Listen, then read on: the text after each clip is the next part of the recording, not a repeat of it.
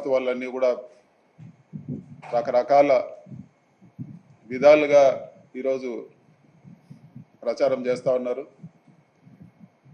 ఇప్పటికీ 3 సార్లు press meet పెట్టి మదన్పల్లిలో జరిగిన ఇన్సిడెంట్లో నిజాలు తేలాలి, మా అఫిడవిట్లో లేని ఆస్తులు ఏమున్నాయి, 1000 ఎకరాలు అన్నారు. ఒక మంత్రి 100 ఎకరాలను మాట్లాడతారు, ఒకరు 1000 ఎకరాలను మాట్లాడతారు. ఎక్కడ ఇంత గవర్నమెంట్ మిషనరీ మీ చేతిలో ఉంది, పోలీస్ డిపార్ట్మెంట్ మీ చేతిలో ఉంది, రెవెన్యూ సెక్రటరీ కూడా అక్కడికి రావడం జరిగింది. మరి ఎక్కడ ఆ ఫైల్స్ ఎక్కడ మిస్ అయినాయి, లేకపోతే ఎక్కడ తప్పు ఉందో చూపిమని చెప్పి కూడా మేము చెప్పడం జరిగింది.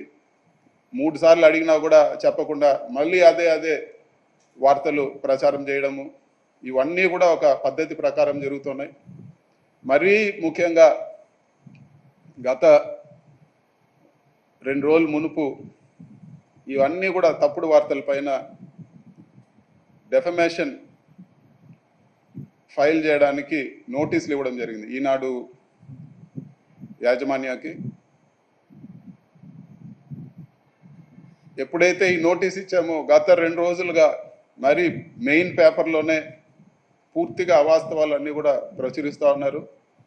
రకరకాలు అవి చూస్తే ఒక దావుద్ ఇబ్రాహిము లేకపోతే ఒక సినిమాలో ఫ్యాక్షన్ విలన్లు ఏ విధంగా ఉంటారో ఆ విధంగా రకరకాల కథలు రాస్తూ ఉన్నారు.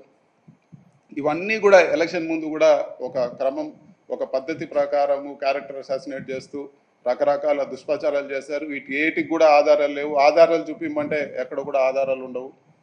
ఇన్ని దుష్ప్రచారాలు చేసినా కూడా ఎలక్షన్లో గెలవడం జరిగింది. మళ్ళీ కూడా ఇప్పుడు అది ఓరో లెక్క ఇప్పుడు మళ్ళీ కూడా అదే పద్ధతి కొనసాగిస్తున్నారు. గత 2 రోజులుగా చూస్తే దారుణమైన న్యూస్ రాస్తా ఉన్నారు. నేను ఒకటే చెప్తా ఉన్నాను, దేశంలో కల్లా అతిపెద్ద స్కామ్ ఈ మార్గదర్శి స్కామ్ అని చెప్పి కూడా తెలియజేస్తాను. సహారా స్కామ్ అనేది ఎక్కడ కూడా దీనికి సరిపోని విషయము.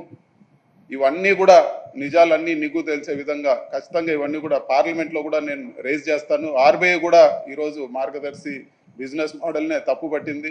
అఫిషియల్గా వాళ్ళు కోర్టులో కూడా ఫైల్ చేయడం జరిగింది. ఖచ్చితంగా వీటన్నిటిపైన కూడా అడిగే వాళ్ళు లేరని చెప్పి ఒక బ్లాక్మెయిల్ లేకపోతే ఒక అవాస్తవాలు ప్రచురించి ఎదుటి వారిని రకరకాలుగా ఇబ్బందులు పెట్టే ప్రక్రియకు ఈరోజు ఈనాడు మరీ ముఖ్యంగా ఈ గత కొన్ని వారాలుగా గత 2 రోజులుగా చేస్తూ ఉన్నారు. వీటన్నిటిని కూడా అడిగేవారు లేరని చెప్పి ఈరోజు ఇవన్నీ కూడా చేస్తూ ఉన్నారు. ఖచ్చితంగా ఈనాడు సంస్థలు అదేవిధంగా మార్గదర్శి చిట్ ఫండ్ స్కామ్ ఈరోజు కూడా చూసాము. ఉండవల్లి గారు మాట్లాడారు, ఆయనతో కూడా చర్చించి ఉండవల్లి గారితో కూడా చర్చించి వీటన్నిటిపైన అన్ని ఏజెన్సీస్లో కూడా ఎక్కడెక్కడ ఇవన్నీ కూడా రాబో రోజుల్లో ఖచ్చితంగా వీళ్ళ స్కామ్స్ అన్ని ఎక్స్పోజ్ చేసే విధంగా కూడా చర్యలు తీసుకుంటానని చెప్పి కూడా నేను తెలియజేస్తా ఉన్నాను. ఇవన్నీ కూడా ఒక ప్లాన్డ్గా కొంతమందిని మానసికంగా అదేవిధంగా రాజకీయంగా దెబ్బతీసే విధంగా ఇవన్నీ కూడా జరుగుతున్నాయి. ఇవన్నిటిని కూడా ధైర్యంగా ఎదుర్కొంటాము. ఖచ్చితంగా వీటికి ఏవైతే ఇవన్నీ చేశారో ఖచ్చితంగా వీటికి ఎదురు నిలబడే విధంగా చర్యలు తీసుకుంటామని చెప్పి కూడా మేము తెలియజేస్తాము. Thank you.